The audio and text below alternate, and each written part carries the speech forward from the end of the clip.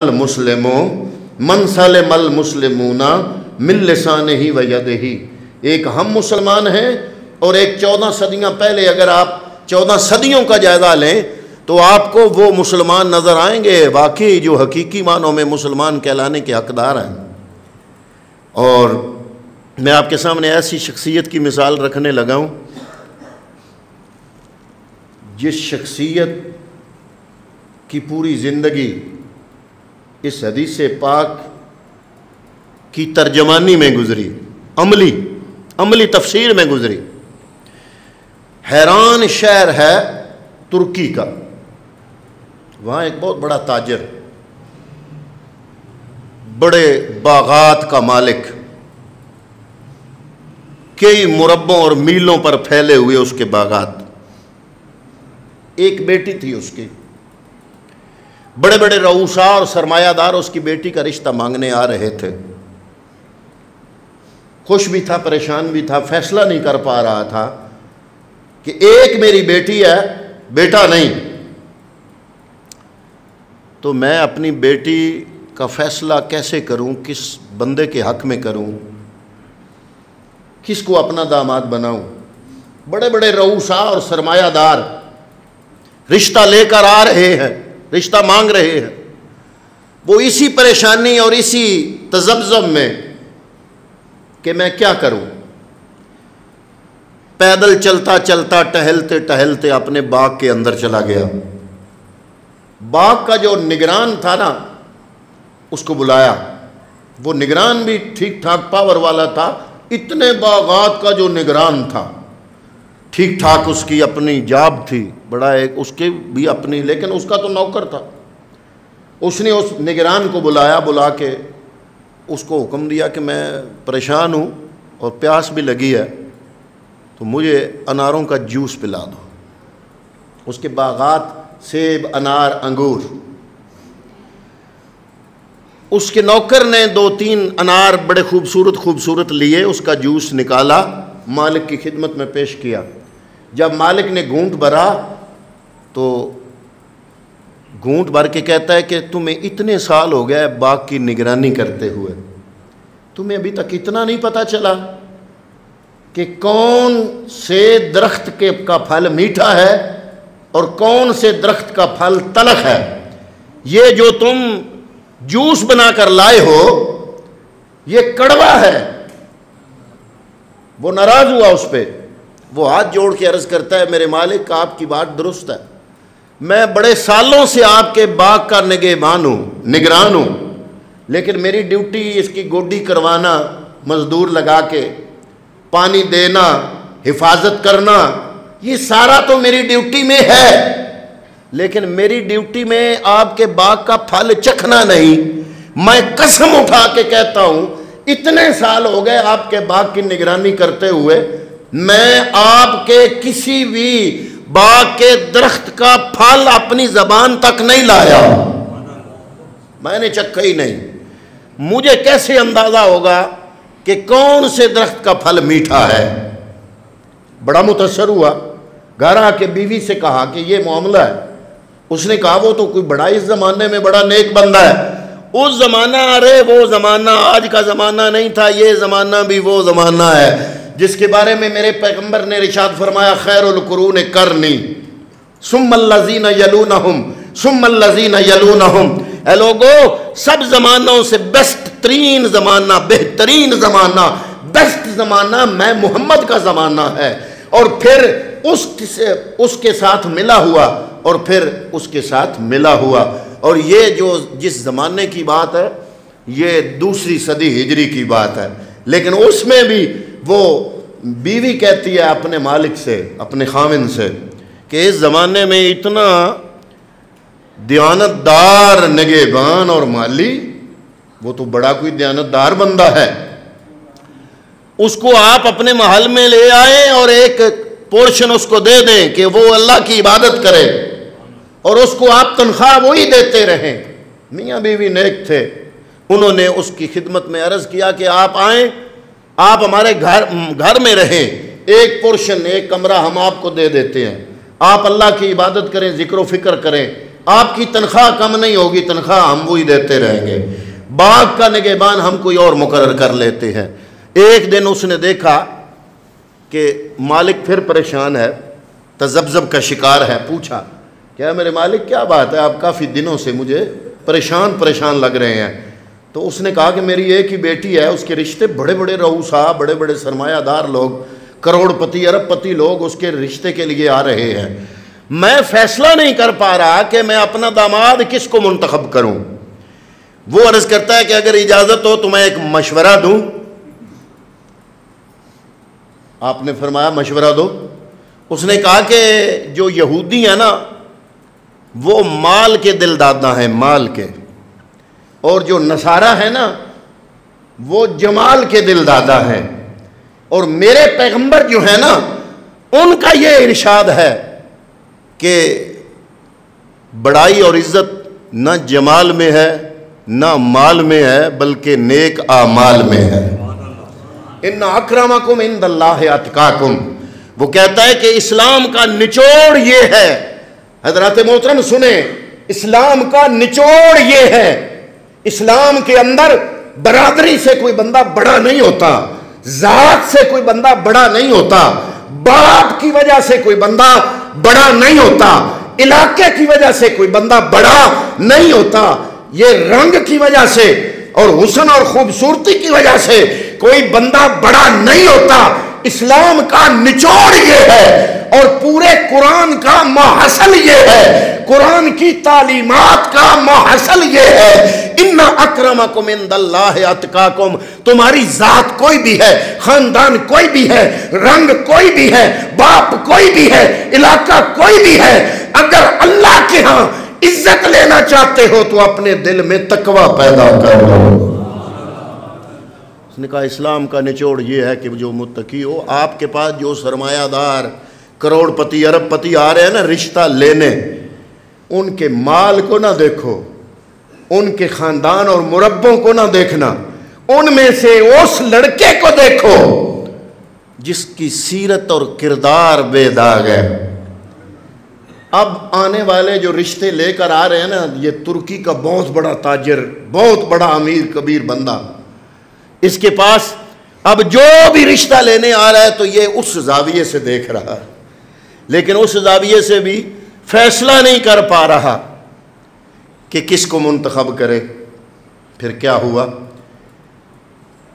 ऐसी बीवियां भी किसी किसी को मिलती हैं और ऐसी औरतों की सोच भी, खुशकिस्मत औरतों को ऐसी सोच नसीब होती है।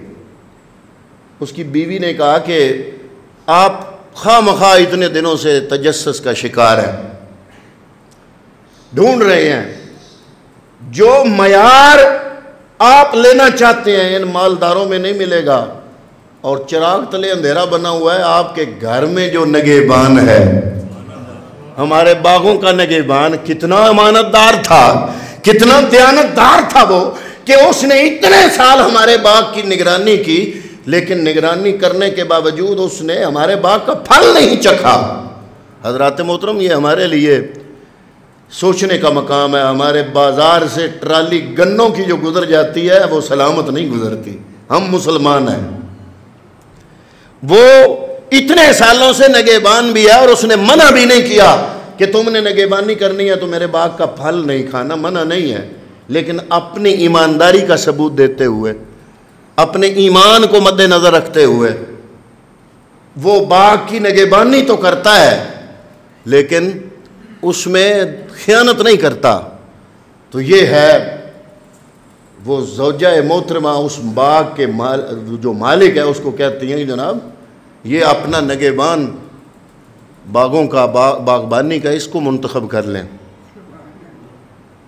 उससे अपनी बेटी का रिश्ता तय हो गया। अगले साल, अगला साल था 180 हिजरी वाला, सन था 180 हिजरी यानी दूसरी हिजरी। उस बाग के नगेबान को, उस बाग का जो नगेबान था ना, जिसने ये मिसाल दी अपने मालिक को, उसका नाम था मुबारक। उस मुबारक को अल्लाह ने बेटा दिया तो मुबारक ने अपने बेटे का नाम रखा अब्दुल्ला। जब अब्दुल्ला आया दुनिया पर तो 180 हिजरी थी। बचपन गुजारा, लड़कपन गुजारा, जवानी में कदम रखा। सरमायादार बाप का बेटा था, क्योंकि वो बाग का असल मालिक हो गया फौत। उसकी सारी ज़मीन आ गई उस बेटी की विरासत में, उसके हिस्से में आ गई। और बेटी के घर आई तो वो जो मुबारक है वो सारी जायदाद का बन गया मालिक। बेटा जब जवान हुआ, जवानी में कदम रखा अब्दुल्ला ने, तो ऐसे सरमायादार लोगों की जो नौजवान औलाद होती है, उस औलाद को नशई लोग, शराबी लोग वरगलाने की कोशिश करते हैं, खाते भी हैं उसे और गलत रास्ते पे चलाते भी हैं उसे। बुरी कंपनी मिली उस अब्दुल्ला को, वो अय्याश हो गया, क्योंकि सरमायादार बाप का बेटा था। अब वो मुबारक रात की तनाइयों में सजदे में गिर के रब से अर्ज करता है, क्या मेरे मालिक, मैंने तो हत्तल वसा तुझे राजी करने की कोशिश की। इतने साल बाग की निगहबानी करने के बावजूद भी मैं अपनी अमानत पर कायम रहा। या अल्लाह, अगर मेरी तू ये नेकी कबूल करता है तो मैं दुआ करता हूँ कि मेरा बेटा बदमाशों के नरगे में है, ये बदमाश होता जा रहा है, गलत रवश पे चल पड़ा है। या अल्लाह, तू ही है इसको हिदायत अता फरमा। सहरी का वक्त था, बाप दुआ कर रहा था, बेटा नौजवान शराब पी के उसी वक्त सोया था। उधर बाप के हाथ उठे हुए रब की बारगाह में, उधर बेटा मस्त है नींद में। तो ख्वाब में क्या देखा कि कोई बोलने वाला कुरान की आयत पढ़ रहा है, बेटा ख्वाब में सुन रहा है, अलम यानिल्लज़ीना आमनू अन तख्शा कुलूबहुम लिज़िक्रिल्लाह वमा नज़ला मिनल हक़।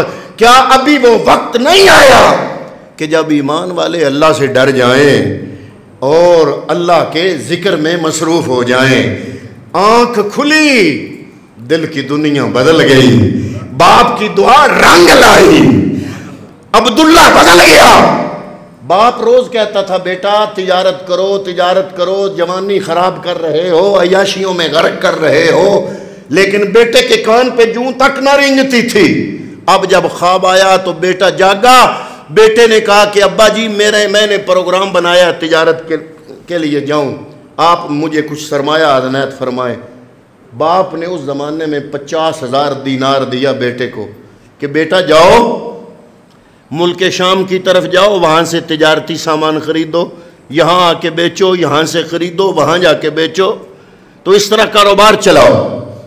50,000 दीनार लेकर वो अब्दुल्ला जब घर से निकला तो वो पहले वाला अब्दुल्ला नहीं रहा था, वो दुआओं में असर हो गया था और रब ने तकदीर बदल दी थी, नीयत बदल गई, इरादा बदल गया। अब वो 50,000 दीनार जेब में लेके ढूंढ रहा है कि मुझे कोई आलिम दीन मिल जाए, मैं उससे इल्म हासिल करूं। ये वो वक्त था जब बुखारी शरीफ अभी लिखी नहीं गई थी, क्योंकि इमाम बुखारी अभी नहीं आए थे। ये वो वक्त था जब इमाम मुस्लिम अभी नहीं थे, तिरमिज़ी शरीफ कोई नहीं थी, इब्ने माजा नहीं थी, सुनन अबू दाऊद नहीं थी, हदीसों के मजमूए अभी लिखे नहीं गए। लोगों के सीना बसीना चल रहे हैं ये हदीस के ख़जाने। इस अब्दुल्ला को जहाँ से भी पता चला ना कि वहाँ एक आलिम दीन है, वहाँ चला गया। हज़रत सुफियान सोरी कहते हैं कि इस ज़माने में अब्दुल्ला ने इतना इल्म के लिए सफ़र किया, इतना शायद कायनात में किसी बंदे ने इल्म के लिए सफ़र ना किया हो। एक मकाम पे अब्दुल्ला हज़रत सुफियान सोरी ने ये जुमला बोला, जो कि ख़ुद बहुत बड़े आलिम दीन और बहुत बड़े वली कामिल हैं। वो फरमाते हैं अब्दुल्ला ने अपनी ज़िंदगी ऐसे कर ली है कि मैं ख्वाहिश करता हूँ कि मेरी सारी ज़िंदगी अब्दुल्ला के 3 सालों के बराबर हो जाए। सारी ज़िंदगी 3 दिनों के बराबर हो जाए। हज़रत मोहतरम उलमा ने लिखा कि इस अब्दुल्ला ने फिर इतने सफ़र किए ना इल्म के लिए, क्योंकि उस वक्त मजमुआ हदीस का नहीं होता था, लोगों से हदीसें लेनी होती थी, उसके लिए सारी दुनिया फिरी। और उलमा ने लिखा, आप यकीन नहीं करेंगे कि इस अब्दुल्ला के असातिज़ा की फ़हरिस्त की तादाद, इसके असातिज़ा की फ़हरिस्त में जो असातिज़ा की तादाद है वो 4000 के बराबर है। 4000 के लगभग इस अब्दुल्ला के असातिज़ा थे। और उन उस्तादों में कौन कौन थे भला? उनमें एक उस्ताद का नाम इमाम अबू हनीफ़ा भी था। हज़रत इमाम आज़म अबू हनीफ़ा ने जब फ़िक़्ह मुरत्तब करने के लिए उलमा का बोर्ड तरतीब दिया, 40 उलमा का इंतखाब किया। उन 40 उलमा में बड़े बड़े उलमा थे। हज़रत इमाम अबू यूसुफ रहमतुल्लाहि ताला अलैह, इमाम ज़ुफ़र रहमतुल्लाहि ताला अलैह, हज़रत इमाम मोहम्मद रहमतुल्लाहि ताला अलैह, जिनको देखकर अंग्रेज़ कलमा पढ़ लेते थे। वो कहते थे छोटे मोहम्मद का ये हाल है तो बड़े मोहम्मद का क्या कमाल होगा। ये इमाम मोहम्मद, और इन्हीं में शामिल थे हज़रत अब्दुल्ला इब्ने मुबारक रज़ी अल्लाह ताला अन्हु। जब आपने 40 इमाम अबू हनीफ़ा ने 40 उलमा का बोर्ड तश्कील दिया ना, उन 40 की गिनती में ये अब्दुल्ला इब्ने मुबारक भी आते थे। और ये हज़रत अब्दुल्ला इब्ने मुबारक ने फिर जब इतना सफ़र, वो 50,000 दिनार तमाम करके मुकम्मल करके घर आए, वालिद ने पूछा, बेटा अय्याशी में तो नहीं उड़ा है, तिजारत की कैसी रही तिजारत? अर्ज़ की, अब्बा जी मैंने ऐसी तिजारत की जिसमें नुकसान का अंदेशा ही नहीं। पूछा, ऐ मेरा बेटा वो कौन सी तिजारत है? हर तिजारत में नुकसान का अंदेशा होता है। बेटा कहता है, अल्लाह ने कुरान में फरमाया है, तुनजीकुम मिन अज़ाबिन अलीम। ये अल्लाह के साथ जो तिजारत है ये तुम्हें अज़ाब अलीम से निजात देने वाली है। मैंने ऐसी तिजारत की है, दुनिया में भी फायदा है, आखिरत में भी फायदा है। पूछा, बेटा किस तरह? अर्ज़ की, अब्बा जी वो 50,000 दिनार जो आपने तिजारत के लिए दिए थे ना, वो मैंने इल्म की तलाश में सरफ कर दिए।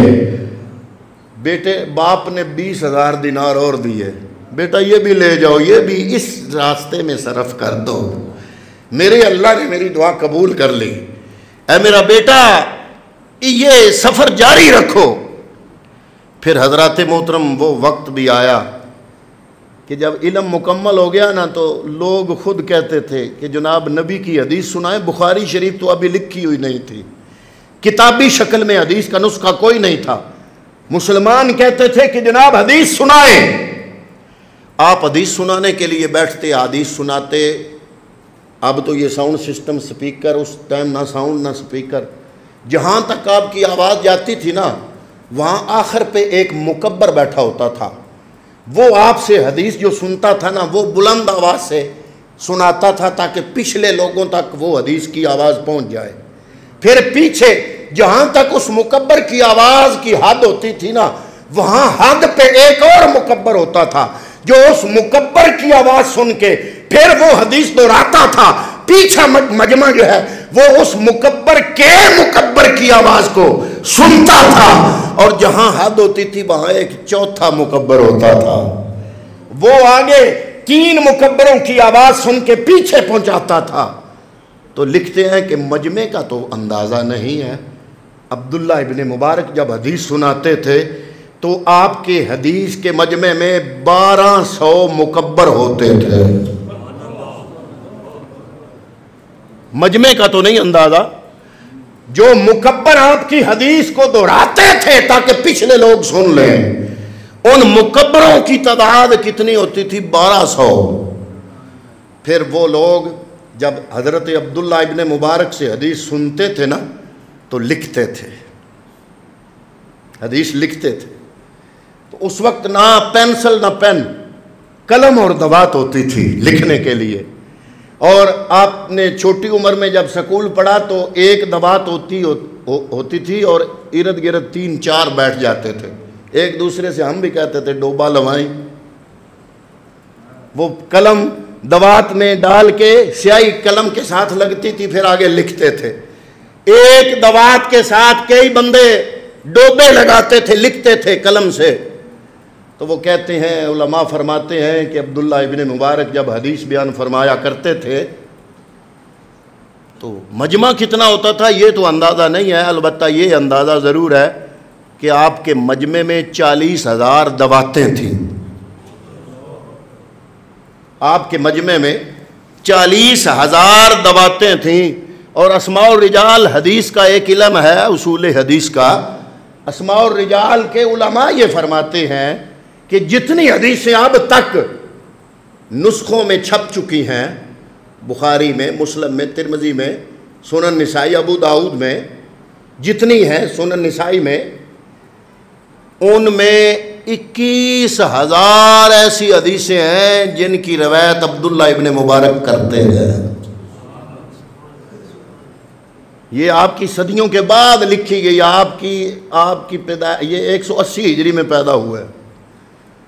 और उसके बाद इमाम बुखारी पैदा हुए, बड़े हुए, फिर इल्म हासिल किया, फिर बुखारी शरीफ का नुस्खा तरतीब में दिया गया या वो तश्कील पाया, तो फिर ये हदीसें जमा हुई। अब जो जमा शुदा हदीसें हैं उनमें 21,000 हदीसें अब्दुल्ला इब्न मुबारक ने रवायत फरमाई है। इल्म ये था और तकवे का आलम ये था। आज के लिए जा रहे हैं, खादम साथ है, साथ ताजर भी थे ना, बहुत बड़े ताजर थे, पैसा बड़ा था, लुटाते भी थे, आता भी था। बहुत ज़्यादा ज़्यादा सफ़र लेकर हज के लिए गए। रास्ते में पड़ाव डाला, एक जगह रुके हुए हैं तो एक देखा कि एक बच्ची है छोटी सी, उसने एक मुर्दा परिंदा पड़ा हुआ था वो उठा लिया, उठा के तो जा रही है। आपने आवाज़ दी, बेटा इधर आओ। वो आ गई, पूछा कि ये क्या करना है? मुर्दा परिंदा। वो कहती है बाप मेरा फौत हो गया, मैं यतीम हूँ, 5 दिनों से फाके से हूँ, चीज़ खाने को कोई नहीं मिली, तो ये परिंदा मरा हुआ था। तो मैंने कहा चलो घर ले जाती हूँ, साफ़ करके पकाऊंगी, पेट की आग बुझाऊंगी। आपने अपने खादम से कहा कि हमें यहाँ से वापसी पर अपने घर जाने के लिए कितना खर्चा चाहिए? खादम कहता है 20 दिनार में हम वापस पहुँच जाएंगे।